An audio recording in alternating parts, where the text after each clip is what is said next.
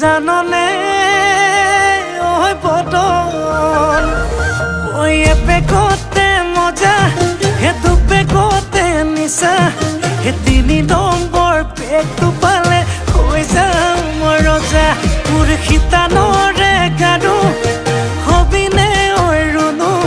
হেতুকে পালে নালাগে মোক আনচুনো মনো মোৰ যৌৱনৰে জিলাতে এটি সৰু ঘৰ খেৰ পথাৰে সাজিমে মই তোৰে লগতে ঐ দেহি পাহাৰ বগাই বগাই চেনি মাই কপৌ ফুল নানোগৈ চেনি মাই খোপাতে দিব